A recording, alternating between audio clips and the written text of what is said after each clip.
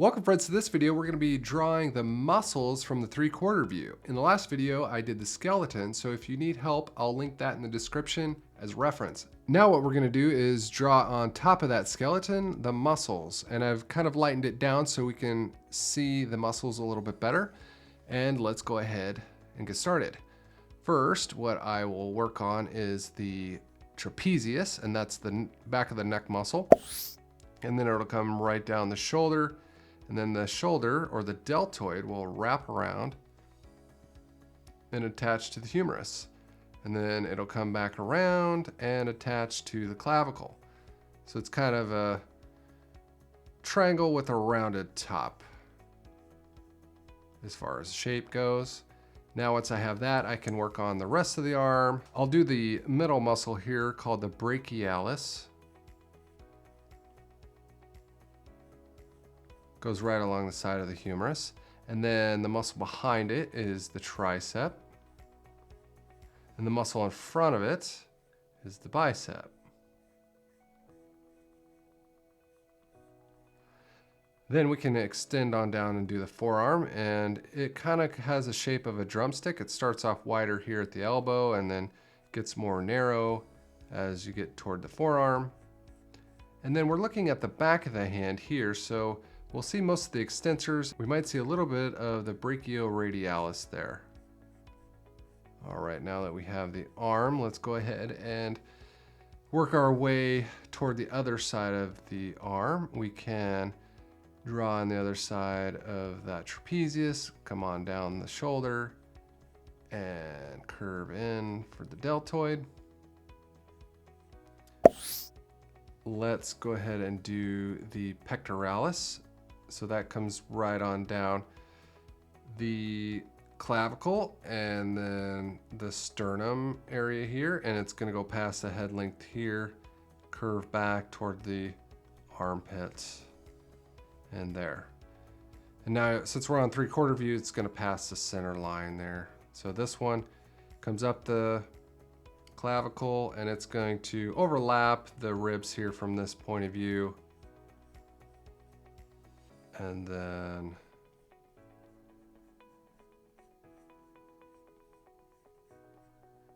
I think we're gonna curve it up a bit more toward that armpit area region. Okay.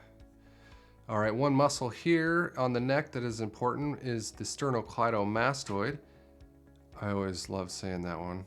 Once you get it down, it's pretty easy. But it goes from the back of the ear or the temple down to the clavicle, and then it kind of separates into two muscles when it attaches to the clavicle. So that's a pretty predominant muscle there.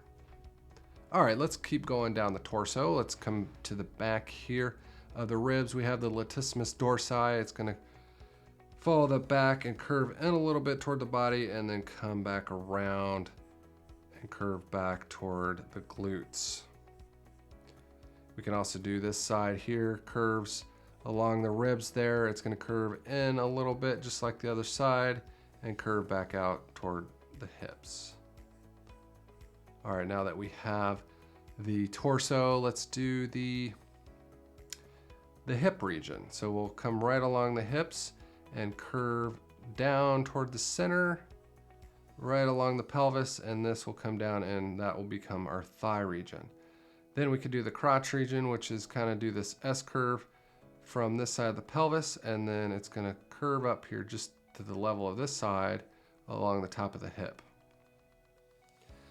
Now we can do the rectus abdominis, which is the abs, and if you see the ribs are tilting out, so it's going to curve out a little bit, and depending on your figure, in this case it's going to curve back in a little more slender and then come back down the midsection there. Then we can add some of the definitions. So since this ribs are pointing out, these are going to curve up.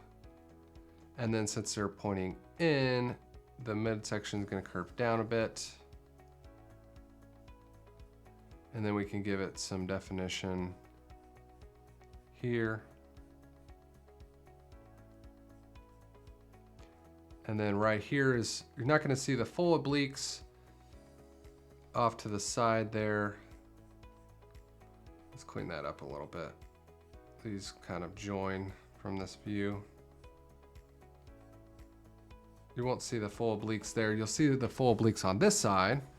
So let's go ahead and do that. Now we have the serratus, which kind of does this zigzag pattern down this side of the ribs.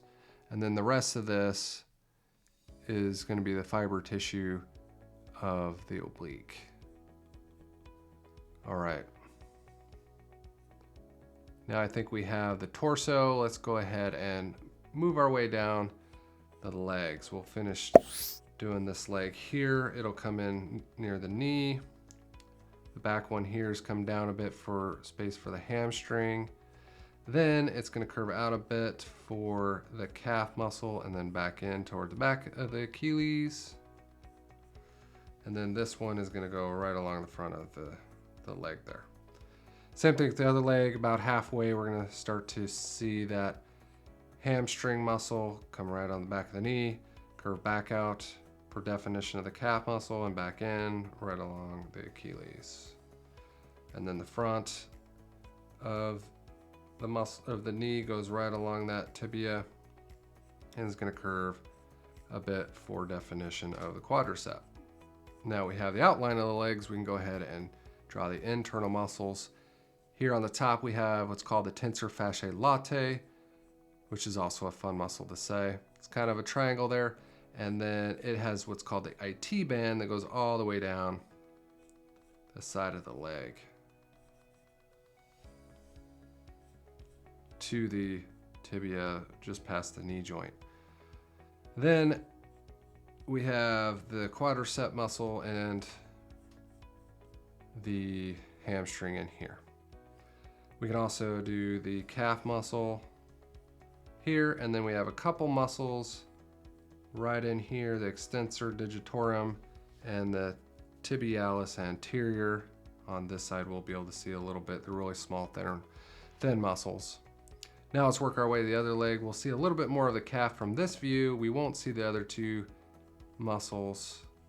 So we'll head and we'll just draw the calf muscle in. All right, now let's work our way back up this leg. First, we're gonna have the sartorius, which comes all the way up from the hip down to that knee muscle there. Crosses the inside of the leg. And then we have a couple muscles right here in the groin area called the adductors. And then we'll also have the hamstring right there behind. We'll see a little bit. And then in the front is the muscle group of the quadriceps.